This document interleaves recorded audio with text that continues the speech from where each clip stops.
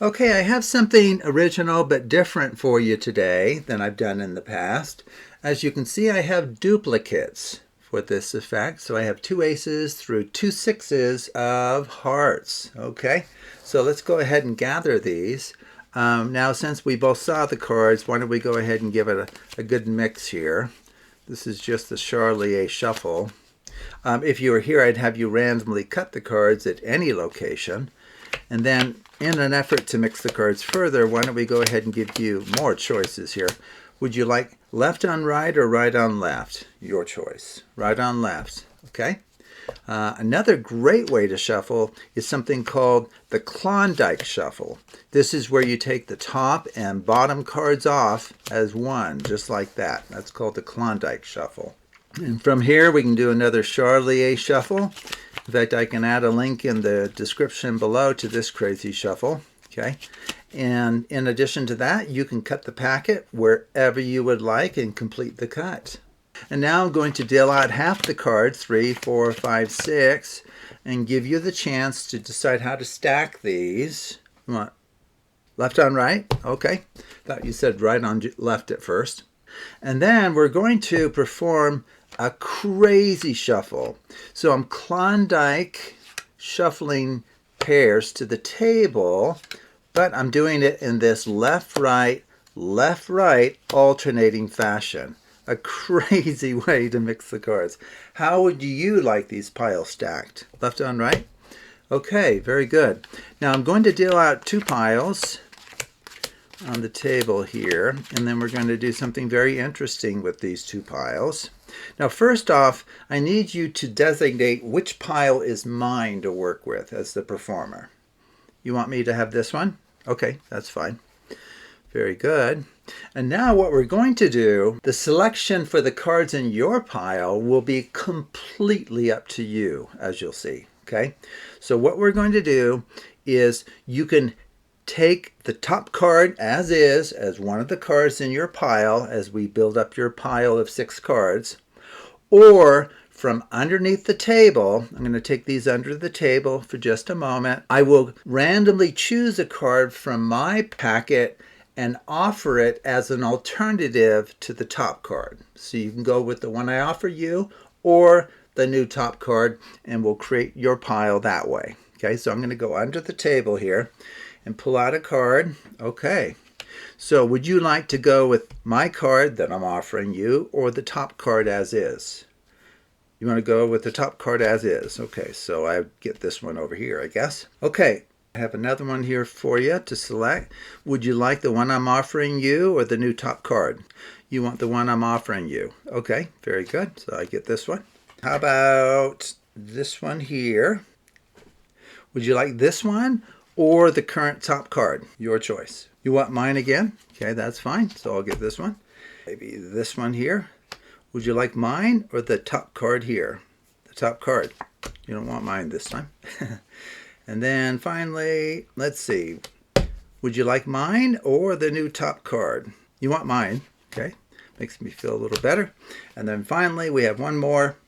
Would you like the current top card or the one that I had in my hand at the very end? You want the new top card. Okay, very good. Well, that has brought us to 2 piles of 6 cards each. That's what that's done here, sorry. 2 piles of 6 cards each. Okay, I'll spread those out. Make sure I haven't dropped any under the table. I thought I had actually during the performance. Okay, oh yeah, off to the side I have a written prediction that I think we can pull out now and take a look at to see what's going on here. Okay, so what did I predict would happen despite all of the random and free choices made by you, the spectator? Let's see. You will each have exactly 1 ace, 1 2, 1 3, 1 4, 1 5, and 1 6. If that's true, you are truly amazing. Okay. Who should we check first? I guess we can check yours. Okay, do you have exactly 1 of each? Well, there's a 4, a 6, that's nice. Oh, 5, very good. Oh, ace over here, gonna run out of room. A 3, and a 2. You did it.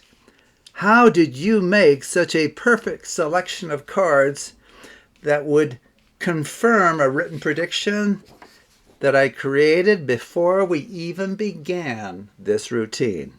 You truly are amazing. Whoa, how did you do that? And of course, I have one of each as well, as you might imagine. Let me just show you. One of each as well. Okay. Well, how is this done? Well, let me just quickly show you here. So you do need ace through 6 from 2 different decks of the same color backs. I think that would probably be the best. You wouldn't have to, but I don't know. It just seemed like it might be best to do that. Okay, let's focus here. I'm not even... There's the other ace. Okay, so the first thing to do is just bring together the cards of the same value. That's the first thing. And then I'll just give you some tips here on how to kind of arrange these in a nice way to kind of hide structure. Okay, so the first thing to do is kind of pick these up in a random fashion. So maybe we'll go with 3 first, and then we'll jump over here to the aces, and then maybe the 5s, and then the 2s, then the 6s, and then the 4s. Okay, so just kind of randomly mix or arrange those pairs. Okay, so this is before we started the routine. And now from here, all you have to do, and then you're ready, is deal these out into 2 piles. We had something called an AMP, adjacent mirrored pairs, randomly, LR shuffling that packet gives you something called a 2-cycle structure. So this is a cyclic construction here. Now, at first, I had decided I was going to hide this structure so that really no one could see what's going on. But then you have to do some inverse shuffles to bring it back to this. So I just decided, you know, if you display these quickly enough and just focus their attention on, okay, there's 2 aces, 2 2s, all the way to 2 6s, and then just gather them up. Most spectators are not going to pick up on anything that quickly, okay? And then the fact is we're going to turn around and just mix the cards to the satisfaction of the spectator. Now I'm performing a Charlier shuffle here, and it's equivalent to a packet cut. And like I said, I'll have a link in the description below. You can have the spectator randomly cut it. It doesn't change the fact that it's, quote, cyclic. There's a pattern that repeats twice. 6, 2, 5, ace, 3, 4, okay? Now, from here, I'm not sure if anyone is aware of this because it's something I discovered a few years back, but with a cyclic construction of a packet that has a multiple of 4 cards, so 8 cards, 12, 16, you can do something special with that cyclic packet and not harm it. You can deal out into 2 piles, random stacking, but if you follow that up with a Klondike, it brings it back to a cyclic, organization. Okay, so it won't be harmed. Okay, and it's actually moving the cards around a bit, but it's still cyclic. That's the key. And so then I did a Charlier shuffle again, gave you the opportunity to cut freely. That's really powerful. And then I even dealt out into a pile of 6. Now this has some utility here because what I've done is I've reverse counted those, dealt 6 at the table. Now if we randomly stack these, this is called a mirrored packet now, or structure. Okay, that's what we need for the next stage. So you have 3, ace, 5, 4, 6, and 2s in the middle. So that's called mirrored.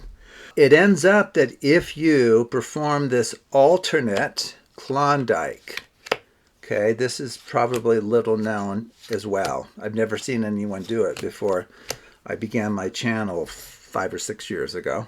This, and then randomly stack these, this will be, believe it or not, it's back to what's called an AMP. It's like we've kind of come full circle in some sense.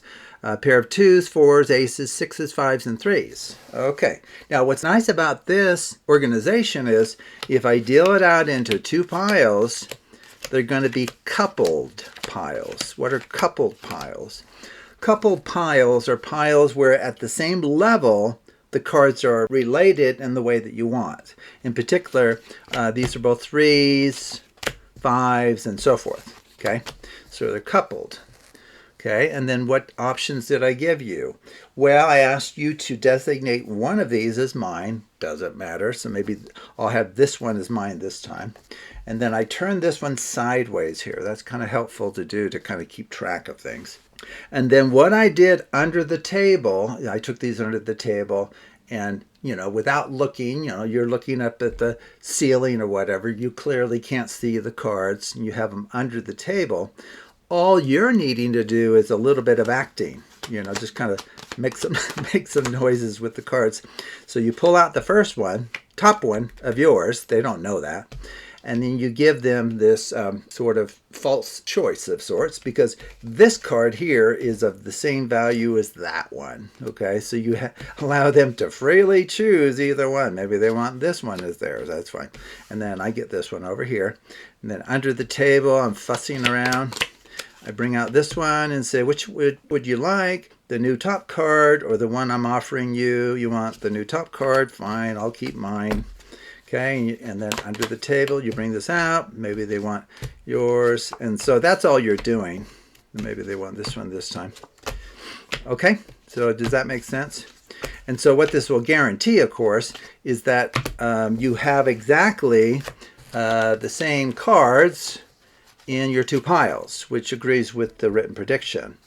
Now, one way or another, it might not hurt, and I think you saw me do it. I kind of pretended to fumble with the cards, and they kind of got scrambled a bit. Well, that's a good thing to do, because that way, if the person looks at the cards later, they're going to discover that they have one of each, and now they'll be very interested to see what your cards look like. But, if you kind of mix them a little bit or even just cut them somewhere, they're not going to exactly match theirs. Okay, so that will help hide the method as well. So anyway, I appreciate you watching and encourage you to take a look at other videos on the Absolute Math Magic channel.